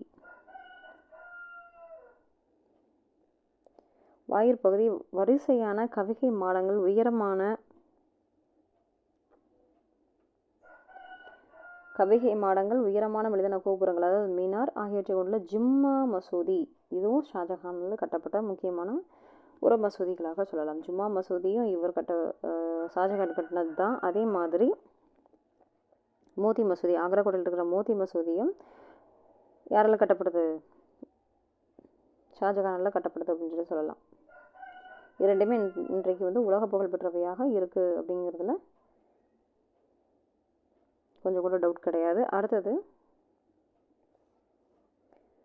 ஷாஜஹானாபாத் அப்படிங்கிற ஒரு நகரத்தை வந்து உருவாக்கியிருக்காங்க. அது எந்த நகரம்னு சொல்லலாம், இன்னைக்கு பழைய டெல்லி அப்படின்னு சொல்கிறோம் இல்லைங்களா, அதுதான் ஷாஜஹானாபாத் அப்படின்னு சொல்லிட்டு ஷாஜஹான் உருவாக்கியிருக்காரு. இங்கு செங்கோட்டையும் ஜும்மா மசூதியும் அமைஞ்சிருக்கு. செங்கோட்டை ஜும்மா மசூதி இருக்கிற இடம் எதுனா பழைய டெல்லி அல்லது ஷாஜஹானாபாத். அவுரங்கசீப் காலத்தில் லாகூரில் பாதுஷாஹி மசூதி கட்டப்பட்டது. சரிங்களா, பாதுஷாஹி மசூதி அப்படிங்கிறது வந்து எங்கே கட்டப்படுது? அவுரங்கசீப் காலத்தில் எங்கே கட்டப்படுது? லாகூரில் கட்டப்படுது. அதே மாதிரி அவுரங்காபாத் அப்படிங்கிற இடத்துல ரஃபியா உத் தௌரானியின் பளிங்கிலான கல்லறையும் கட்டப்பட்டது. ரஃபியா உத் தௌரானி அப்படிங்கிறவங்களுக்கு பளிங்கிலான கல்லறை வந்து கட்டப்பட்டது எங்கே அப்படின்னா அவுரங்காபாத்தில். அது வந்து இந்த கல்லறை எப்படி சொல்லப்படுது அப்படின்னா பிபி மக்பாரா, ஒரு பெண்ணின் கல்லறை என்று அழைக்கப்படுகிறது. ரஃபியா உத் தௌரானின் பளிங்கிலான கல்லறை எப்படி சொல்கிறாங்க? பிபி மக்பாரா அப்படின்னு சொல்கிறாங்க, பெண்ணின் கல்லறை அப்படின்னு சொல்லப்படுது. இது அவுரங்கசீப் காலத்தில் கட்டப்பட்டது. ஒன்று லாகூரில் பாதுஷாஹி மசூதி, இன்னொன்று வந்து அவுரங்காபாத் ரஃபியா உத் தௌரானி பளிங்கிலான கல்லறை, பிபி மக்பாரா பெண்ணின் கல்லறை அப்படின்னு சொல்லி சொல்லப்படுது.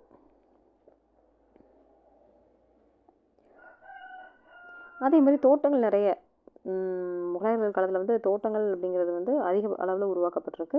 ஜஹாங்கீர் ஷாஜகான் இவங்க உருவாக்குனது ஷாலிமர் தோட்டங்கள். சரிங்களா, இந்திய தோட்டக்கலையிலே மிக ஒரு குறிப்பான ஒரு பிளேஸை பெறுவது இதுதான்.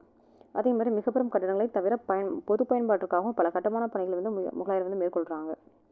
அதில் மகத்தானது ஜான்பூரில் கோமதி ஆற்றின் குறுக்கே கட்டப்பட்டுள்ள பாலமாகும். சரிங்களா, அதாவது அவங்க கட்டின அந்த கல்லறைகள் கோட்டைகள் இது மாதிரி தவிர ஒரு மகத்தானது இன்னொன்று என்னென்னு சொல்லணும் அப்படின்னா ஜான்பூரில் கோமதி ஆற்றின் குறுக்க கட்டப்பட்டுள்ள பாலம் முகலாயருடைய போற்றத்தக்க ஒரு சாதனை. என்னென்னா டெல்லிக்கு நீர் கொண்டு வரும் மேற்கு யமுனா கால்வாயை கட்டியதாகும்.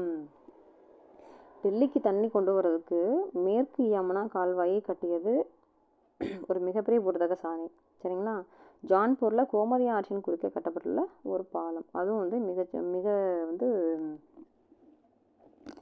ஒரு மிகப்பெரிய சாதனைன்னு சொல்லலாம். முகலாய கட்டடக்கலை நாட்டோட பல்வேறு பகுதிகளில் கோவில் கட்டுமானங்கள் மீதும் வந்து செல்வாக்கு செலுத்தி இருக்குது. மதுராவுக்கு பக்கத்தில் பிருந்தாவனத்தில் கோவிந்தேவ் கோவிலில், மத்திய பிரதேசம் ஒரிசாவுக்கு அருகே உள்ள சதுர்டிச் அப்படிங்கிற இடத்துல பீர்சிங் கோவில்லையும் இந்த முகலாய கட்டடக்கலையுடைய தாக்கத்தை வந்து நம்ம பார்க்கலாம். அப்போ முகலாய கட்டடக்கலையின் தாக்கத்தை வந்து ஹிந்து கோவில்கள் மேலே எங்கெங்கெல்லாம் மாற்றத்தை ஏற்படுத்துக்கு அப்படின்னு சொல்லி பார்த்தா மதுரா, பிருந்தாவனம், கோவிந்தவ் கோவில், மத்திய பிரதேசம் ஒரிசா அருகில் உள்ள சதுர்டிச் அப்படிங்கிற இடத்துல இருக்கிற பீர்சிங் கோவில், இதெல்லாம் வந்து சதுர்டிச் அப்படிங்கிற இடத்துல இருக்கிற பீர்சிங் கோவில், இங்கெல்லாம் வந்து முகலாய கட்டடக்கலையுடைய தாக்கத்தை வந்து நம்ம பார்க்கலாம்.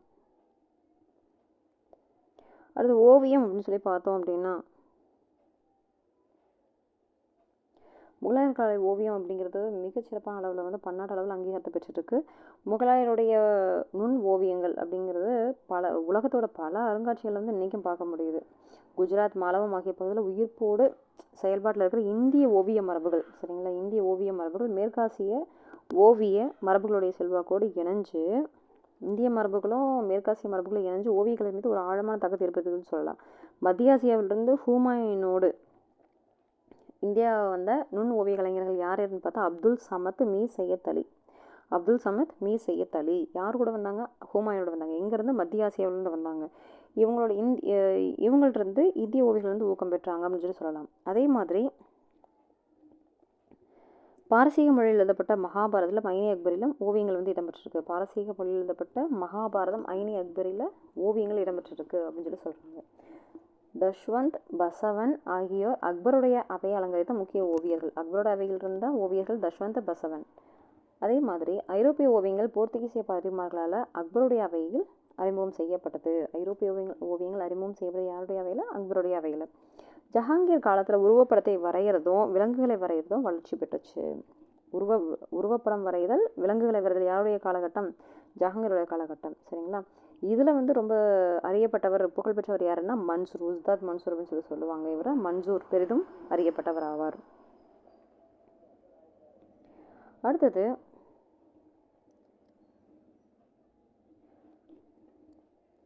இந்த முகலாய நுண்ணோவியங்கள் டச்சு நாட்டின் தலை சேர்ந்த ஓவியர் யாரை சொல்கிறாங்க? ரெம்பிராண்ட்.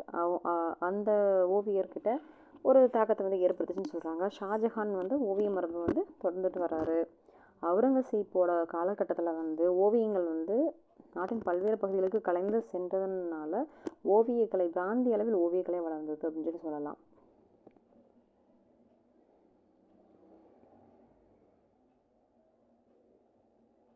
இசையும் நடனம் அப்படின்னு சொல்லி பார்த்தோன்னா பல மெல்லிசை பாடல்களை இயற்றிய குவாலியரை சேர்ந்து தான்சென். சரிங்களா? தான்சென் அது எந்த ஏரியா? குவாலியர். 35 இசைக்கலைஞர்களோட அக்பரால் ஆதரிக்கப்பட்டார். தான்சென் யாருடைய அவையில் இருந்தாங்க? அக்பரலுடைய அவையில் இருந்தாங்க. 35 இசைக்கலைஞர்களோடு தான்செனை வந்து அரசியல் வச்சு ஆதரிச்சாங்க. இவர் எந்த பகுதியை சேர்ந்தவர்? குவாலியர் பகுதியை சேர்ந்தவர். சரிங்களா? இப்படி சொல்கிற நூல் எது? ஐனி அக்பரி. சரிங்களா? ஐனி அக்பரி. அதே மாதிரி ஜஹாங்கீரும் ஷாஜஹானும் இசையை ஆதரிச்சவங்க தான். அவுரங்கசீப் வந்து இசைக்கு எதிரானவர் அப்படின்னு ஒரு கருத்து இருந்தாலும் அவரோட காலத்தில் தான் இந்தியாவின் செவியல் இசை குறித்த பல நூல்கள் எழுதப்பட்டிருக்குன்னு சொல்கிறாங்க. சரிங்களா? பிற்கால முகலாய அரசர்களில் முகமது ஷா இசைத்துறையில் வந்து முக்கிய வளர்ச்சிகள் ஏற்பட காரணமாக இருந்தார். பாபர்நாமா, பாதுஷாநாமா ஆகிய நூல்களில் இசைக்கருவிகளோடு பெண்கள் நடனமாடும் ஓவியங்கள் இடம்பெற்றிருக்கு. இசைக்கருவிகளோடு பெண்கள் நடனமாடும் ஓவியங்கள் இடம்பெற்ற நூல்கள் அப்படின்னு சொல்லி சொன்னால் பாபர்நாமா, பாதுஷாநாமா. இப்போ இலக்கியம் அப்படின்னு சொல்லி பார்த்தோன்னா பாரசீகம், சமஸ்கிருதம். சரிங்களா? அடுத்து பிராந்திய மொழிகள். முகலாயர்கள் காலத்தில் வந்து நல்லா வளர்ச்சி அடைஞ்சுன்னு சொல்லலாம். முகலாய பேரரசுலையும் தக்கான அரசுகளையும் பாரசீக மொழி தான் நிர்வாக மொழி. சரிங்களா? முகலாய பேரரசில் வந்து எந்த மொழி நிர்வாக மொழியாக இருந்தது? அஃபிஷியல் லாங்குவேஜாக வந்து பாரசீக மொழி தான் இருந்திருக்கு. தக்கான அரசுகளும் அரசுகள்லையும் அதுதான். ராஜபுத்திர அரசுகள் மீதும் அந்த மொழி தாக்கத்தை ஏற்படுத்தினதுனால அவற்றோட நிர்வாகத்தில் வந்து பாரசீக சொற்கள் வந்து சில இடம்பெற்றிருக்கும். ஏன்னா ராஜபுத்திரர்கள் வந்து இவங்களுடைய முகலர்களுடைய ஆட்சிக்கு கட்டுப்பட்டு தான் இருந்தாங்க இல்லைங்களா? அக்பர் நாமா எனும் நூலில் அக்பருடைய வரலாற்றை வந்து யார் எழுதியிருக்கா? அபுல் ஃபாசல். அக்பர் நாமா எழுதினவர் அபுல் ஃபாசல். முகலாய நிர்வாகத்தை பற்றி அதில் சொல்லியிருக்கு. ஐனி அக்பரியில் வந்து அவர் விவரிச்சிருக்காரு. அப்போ அக்பர் நாமா, ஐனி அக்பரி இது யாருடையது? அபுல் ஃபாசல். சரிங்களா? இந்த ஐனி அக்பரி அப்படிங்கிறது அக்பர் நாமாவுடைய 3வது தொகுதி அப்படின்னு சொல்லி சொல்லுவாங்க. 3வது தொகுதி.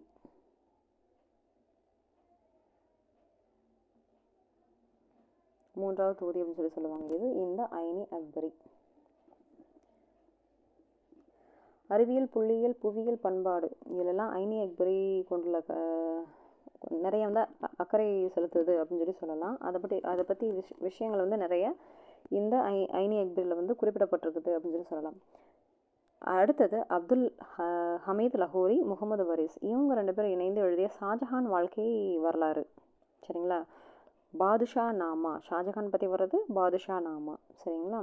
அது யார் இல்லைன்னா அப்துல் ஹமீத் லஹோரி, முகமது வரிஸ் இவங்க 2 பேரும் சேர்ந்து எழுதியிருப்பாங்க ஷாஜஹானோட வாழ்க்கை வரலாற்றை. என்ன பேரில்? பாதுஷா நாமா அப்படிங்கிற பேரில். ஐனி அக்பரியை வந்து முன்னுதாரணமாக வச்சு தான் இதை எழுதியிருப்பாங்க. அப்போது இந்த நூலாசிரியர் பேர் மிக முக்கியமான ஒன்று. சரிங்களா? அதில் எதை பற்றி சொல்லியிருக்காங்க அப்படின்னு சொல்லிட்டு நம்ம கண்டிப்பாக நல்லா படித்து வச்சுக்கணும். அவுரங்கசீப்போட முதல் 10 ஆண்டுகள் ஆட்சியை பற்றி ஆலம்கீர். அவுரங்கசீப்போட முதல் 10 ஆண்டுகள் ஆட்சியை பற்றி ஆலம்கீர் நாமா. அவுரங்கசீப்பை நம்ம என்னென்னு சொல்லுவோம்? ஆலம்கீர் அப்படின்னு சொல்லி சொல்லுவோம் இல்லைங்களா? அவருடைய பட்டம் தான் ஆலம்கீர் தானே. அப்போது ஆலம்கீர் நாமா அப்படிங்கிறது யாரை பற்றிக்குது? அவுரங்கசீப் பற்றிக்குது. அவருடைய 10 ஆண்டுகால ஆட்சியை பற்றி சொல்கிற நூல் எது அப்படின்னா, நூலை யார் எழுதுனா அப்படின்னா முகமது காசிம். சொல்கிற நூல் வந்து ஆலம்கீர் நாமா. அது எழுதினவர் யார்? முகமது காசிம். அவரும் வந்து இந்த முறை தான் பின்பற்றி எழுதியிருக்காரு. பாபருடைய சகதாய் துருக்கிய மொழியில் எழுதப்பட்ட ஒரு சுயசரிதை அப்படிங்கிறது பாபர்நாமா. அந்த பாபர்நாமாவை அப்துல் ரஹீம் கானி கானான். சரிங்களா? அப்துல் ரஹீம் கானி கானான் எப்படி என்ன பண்ணியிருக்காருன்னா மொழியில் மொழியாக்கம் செஞ்சுருக்காரு. பாபர்நாமா எழுதப்பட்டது சகதாய் துருக்கிய மொழி. சரிங்களா? அது பாபர் எழுதுனது. அதை வந்து பாரசீக மொழியில் வந்து மொழியாக்கம் செஞ்சவர் அப்துல் ரஹீம் கானி கானான்.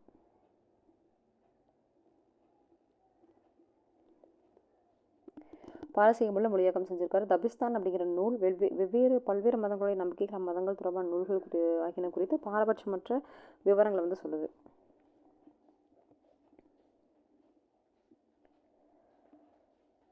சமஸ்கிருத நூல்களை வந்து மொழிபெயர்த்ததுனால பாரசீக மொழி வளம் பெற்றதுன்னு நம்ம சொல்லலாம். அக்பருடைய அவைக்கள புலவர் யார்? அபுல் ஃபாசல்.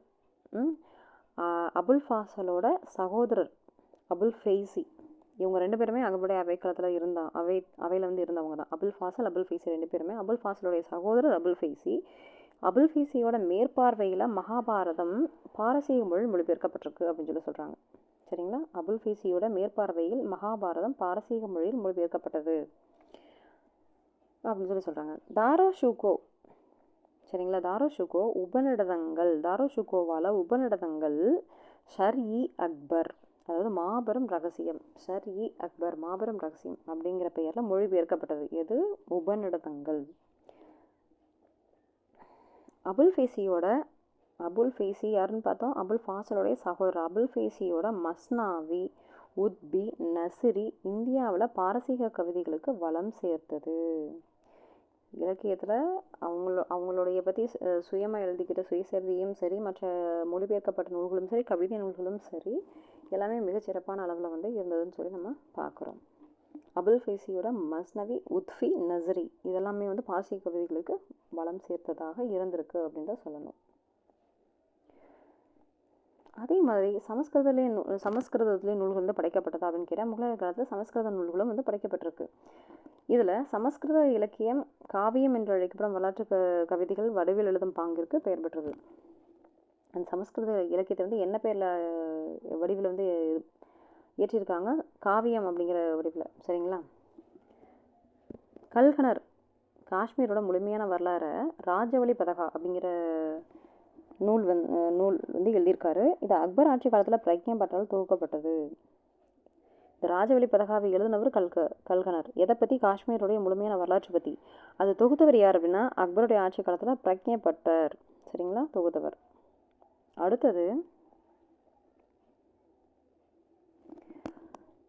பாரசீக மொழி நூல்கள் சமஸ்கிருதத்தில் மொழியாக்கம் செய்யப்பட்டதுனால கிரேக்க அரேபிய புலமையானது இந்தியா வந்தடைஞ்சிருக்கு. இப்போது ஒரு மொழி மாற்றம் அப்படிங்கிறது, லாங்குவேஜ் டிரான்ஸ்லேஷன் அப்படிங்கிறது மேற்கத்திய மொழிகளை வந்து இந்தியாவில் இருக்கிற மொழியை வந்து மேற்கத்திய நாடுகளுக்கும் வந்து பரப்புவதில் ஒரு முக்கியமான ஒரு பங்கு வகிச்சிருக்குன்னு சொல்லலாம். கிரேக்க அரேபிய புலமை அப்படிங்கிறது வந்து இந்தியா வந்தது எதன் மூலமாக? சமஸ்கிருதத்தில் வந்து பாரசீக மொழி நூல்களை வந்து மொழியாக்கம் செஞ்சதுனால. அக்பருடைய வானியல் அறிஞர் யார்?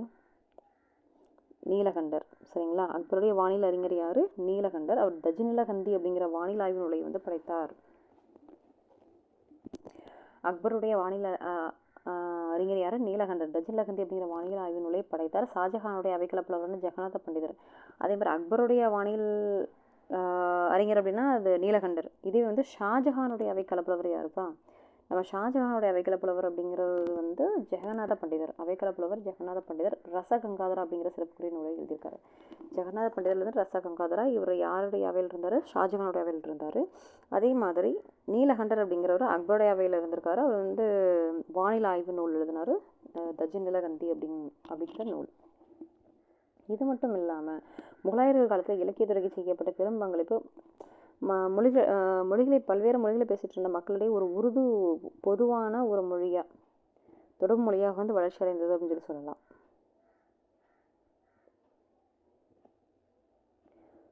பிராந்திய மொழிகளும் வலுப்பெற்று முழுமையான ஒரு வளர்ச்சி பெற்றதுன்னு சொல்லலாம். செய்யுள் முறையிலான தனிமனித உணர்வுகளை வெளிப்படுத்துகின்ற மிகச்சிறந்த பாடல்கள் பிராந்திய மொழிகள் வந்து எழுதப்பட்டுச்சு. அப்துல் ரஹீம் கானான் என்பவர் வாழ்க்கை குறித்த மனித உறவு தொடர்பான பாரசீகர்களுடைய சிந்தனைகள் எழுதியோடும் பக்தி பாடல்களை ஹிந்தியின் கிளைமொழியான பிரிஜி வடிவத்தில் எழுதினார். பிரிஜி ஹிந்தியோட கிளைமொழி எது? பிரிஜி. இந்த பிரிஜி வடிவத்தில் யார் எழுதினது? அப்துல் ரஹீம் கானான். அது எதை பற்றி? மனித வாழ்க்கை குறித்தும் மனித உறவுகள் தொடர்பான பாரசீகர்களுடைய சிந்தனைகளை வந்து இதில் எழுதியிருக்காரு. கிழக்கு உத்தரப்பிரதேச மக்கள் பேசிய ஹிந்தி மொழியோட வட்டார மொழியான அவத்தி. சரிங்களா? ஹிந்தி மொழியோட வட்டார மொழி அப்படிங்கிறது எது? அவத்தி. இந்த அவத்தியிலிருந்து துளசிதாசர் எழுதின பாடல்கள் பக்தி சிந்தனைகளுக்காக பிரபலமாச்சு அப்படின்னு சொல்லலாம். அதே மாதிரி ஏகநாதர், துக்காராம், ராம்தாஸ், முக்தீஸ்வரர் இவங்களோட இலக்கிய பரப்பு வந்து மராத்தி இலக்கியம் வந்து எழுச்சி பெற்றதுன்னு சொல்லலாம். துக்காராமோட பாடல்கள் வந்து ஒரு கடவுள் கோட்பாட்டின் மேலே ஆர்வத்தை வந்து தூண்டியதாக இருந்திருக்கு. முக்தீஸ்வரர் மகாபாரதத்தையும் ராமாயணத்தையும் இலக்கிய வளம் கொண்ட மராத்தி மொழியில் எழுதியிருக்காரு அப்படின்னு தான் சொல்லணும். முக்தீஸ்வர். விஜயநகர பேரரசர் கிருஷ்ணதேவராயர், சரிங்களா? விஜயநகர பேரரசர் யார்? கிருஷ்ணதேவராயர். அவர் எழுதின நூல் அமுக்தம் அழியதா. யாரை பற்றியது? ஆண்டாளை பற்றிய காவியம். இதன் மூலமாக அவருடைய அவைக்குள்ள புலவர் யார்? அல்லசாணி பெத்தண்ணா. அவர் எழுதின நூல் மனு சரித்திரா அப்படிங்கிற நூலின் மூலமாகவும் எந்த மொழி இலக்கியம்? தெலுங்கு இலக்கியத்துடைய கலங்கரை விளக்கங்களாக திகழ்கின்றாங்க அப்படின்னு சொல்லலாம் அல்லசாணி பெத்தனாவும் கிருஷ்ணதேவராயரும். அதே மாதிரி தமிழ்லேருந்து தனியாக பிரிந்தது மொழி தான் இது மலையாளம். ராமாயணமும் மகாபாரதமும் மலையாள மொழியிலேருந்து எழுதப்படுதுன்னு சொல்கிறாங்க. அசாமிய மொழியில் வந்து பக்தி பால முன்மாதிரியாக கொண்டு எழுதினவர் சங்கரதேவர், சரிங்களா? ஒரு புதிய இலக்கிய மரபு வந்து அசாமிய மொழியில் வந்து உருவாக்குனார். அதே மாதிரி அசாமிய மொழியில் வாணிகள், கணிதம், யானைகள் மற்றும் குதிரைகளுக்கு சிகிச்சை அளிக்கும் முறைகள் குறித்த நூல்களும் படைக்கப்பட்டது. ராமாயணம் மகாபாரதமும் அசாமிய மொழியில் வந்து எழுதப்பட்டிருக்கு. கிருஷ்ணருக்கும் ஒரு ஆதிக்கமான காதலை சித்தரிக்கும் கவிதைகள் கொண்ட சைதன்ய வழிபாட்டு முறை எங்கே? வங்காள இலக்கியத்தை வந்து மேம்படுத்துது. எந்த பகுதி? வங்காளத்தில் வங்காள இலக்கியத்தை வந்து மேம்படுத்துது எது அப்படின்னா கிருஷ்ணருக்கும் ஒரு ஆதிக்கமான காதலை சித்தரிக்கும் கவிதைகளை கொண்ட என்ன வழிபாட்டு முறை? சைதன்ய வழிபாட்டு முறை. குரு அர்ஜுன் சிங் எது தொகுக்கிறாரு? சீக்கியருடைய புனிதனால குரு கிரந்தத்தை வந்து தொகுக்கிறாரு. இதில் இடம்பெற்றுள்ள ஒரு கடவுள் கோட்பாட்டின் மேல் நம்பிக்கை கொண்ட சீக்கிய குருக்கள் ஷேக் ஃபரீத் ஆகியோரின் பாடல்கள் பஞ்சாபி மொழியின் பரிணாம வளர்ச்சியோட அடையாளங்களாக இருக்குது. பஞ்சாபி மொழியுடைய அடையாளங்கள் அப்படின்னு சொல்லணும்னா அது ஷேக் ஃபரீத்தோட பாடல்கள், சரிங்களா? இதெல்லாம் வந்து குரு கிரந்தத்தில் வந்து இடம்பெற்றிருக்கு. குரு கிரந்தத்தில் என்ன இடம்பெற்றிருக்குன்னா ஒரு கடவுள் கோட்பாட்டின் மேல் நம்பிக்கை கொண்ட அந்த சீக்கிய குருக்கள், சரிங்களா? குரு கிரந்தம் அப்படிங்கிறது சீக்கியருடைய புனித நூல். இதில் நம்பிக்கை கொண்டு இருக்கிற அந்த சீக்கிய குருக்கள் வந்து அவங்க பாடின பாடல்கள் வந்து பஞ்சாபி மொழியின் பரிணாம வளர்ச்சியில் ஒரு முக்கிய அடையாளமாக இருக்குது அப்படின்னு நம்ம சொல்லலாம். இதே காலகட்டத்தில் தமிழுக்கு என்ன பங்களிப்பு செஞ்சாங்க அப்படின்னா சைவப்புலவர் கும்பரகுருக்கள் 17ஆம் நூற்றாண்டின் பிற்பகுதியில் காசி சென்று வந்தார் அப்படின்னு சொல்கிறாங்க. மீனாட்சி அமைப்புள்ள தமிழ் நீதிநெறி விளக்கம் இந்த முக்கிய இலக்கியங்களை இயற்றினார். தாயுமானவர் சமரச சன்மார்க்கம் என மரத்தை உள்ளடக்கிய பக்தி பாடல்களை இயற்றியிருக்காரு. கிறிஸ்தவ மத பரப்பாளர்கள் Robert de Nobili, Constantine Joseph Beschi, யார்? வீரமா முனிவர். இவங்க தமிழ் மொழியுடைய வளர்ச்சிக்கு தங்களுடைய பங்களிப்பை செய்ய தொடங்கியிருந்தாங்க. எப்போ? இந்த 17ஆம் நூற்றாண்டில். தேசிய அளவில் வந்து முகலாயர் உருவாக்கிய பேரரசு மிகுந்த மையப்படுத்தப்பட்ட நிர்வாக முறையின் சிறப்பான உதவியோடு பல துண்டுகளாக பிரிந்து கிடந்தவற்றை ஏன்னா இந்தியா ஃபுல்லாக வந்து அரசுகள் வந்து சிதறி கிடந்துச்சு இல்லைங்களா? அதை அரசியல் ரீதியாக ஒருங்கிணைத்து ஒன்றாக்கிய பெருமை யாருக்கு தான்னா இந்த முகலாய பேரரசருக்கு தான், சரிங்களா? இதில் வந்து இந்த செயல்பாட்டினால பன்முகப்பட்ட அடையாளங்கள் வந்து ஒருங்கிணைக்கப்பட்டதுனால ஒரு தனித்தன்மை வாய்ந்த இந்திய பண்பாடு அப்படிங்கிறது புதிய பரிணாமம் எடுத்தது அப்படின்னு சொல்லலாம். ஓகே. இதே சேம் டைமில் உலகத்தோட பல பகுதிகளில் வந்து யார் வந்து சமகாலத்தோடு இருந்தாங்க? அக்பருடைய காலமான 1556 முதல் 1605 வரைக்கும் மாபெரும் அரசர்களுடைய காலம் அப்படின்னு சொல்லலாம். யார் யார்? இங்கிலாந்தின் பேரரசு எலிசபெத், அதே மாதிரி ஷேக்ஸ்பியர், சரிங்களா? இங்கிலாந்தில் வந்து ஷேக்ஸ்பியர். இதே காலத்தில் ஃப்ரான்ஸில் போர்பான் வம்சத்துடைய முதல் அரசர் 4ஆம் ஹென்றி. முதல் அரசர் யார்? 4ஆம் ஹென்றி. பாரசீகத்தில் சபாவி அரச வம்சத்தின் மாபெரும் வலிமைமிக்க அரசன் மகா அப்பாஸ், சரிங்களா? ஐரோப்பாவில் நடைபெற்ற ஸ்பானிய ஆட்சிக்கு எதிரான நெதர்லாந்தின் கிளர்ச்சி இந்த காலத்தில் தொடங்கி ஏறத்தாழ 80 வருஷம் தொடர்ந்து 1648 முடிஞ்சது, சரிங்களா? இதெல்லாமே இதோட வந்து நமக்கு முகலாயர் அப்படிங்கிற லெசன் வந்து முழுமையாக முடிவுற்றது. இதுக்கப்புறம் பாட புத்தகத்துக்கு பின்னாடி இருக்கிற கொஷின்ஸ் எல்லாம் நீங்கள் ஆன்சர் போட்டு பாருங்கள். நம்ம எந்த அளவுக்கு படிச்சிருக்கோம் அப்படின்னு தெரியும். அதே மாதிரி நீங்களாகவே லெசனுக்கு உள்ளே இருந்து ஹிண்ட்ஸ்லாம் எடுத்து வச்சுக்கிட்டு அது ஒரு கொஷினாக தயார் பண்ணி நீங்கள் அதில் ட்ரை பண்ணி பாருங்கள். எந்த அளவுக்கு உங்களுக்கு பயனுள்ளதாக இருக்குது அப்படின்னு சொல்லி கமெண்ட் பண்ணுங்கள். உங்களுக்கு பிடிச்சிருந்தால் லைக் பண்ணுங்கள், சப்ஸ்கிரைப் பண்ணுங்கள். அதுவரை உங்களிடமிருந்து விடைபெறுவது உங்கள் தாரகை.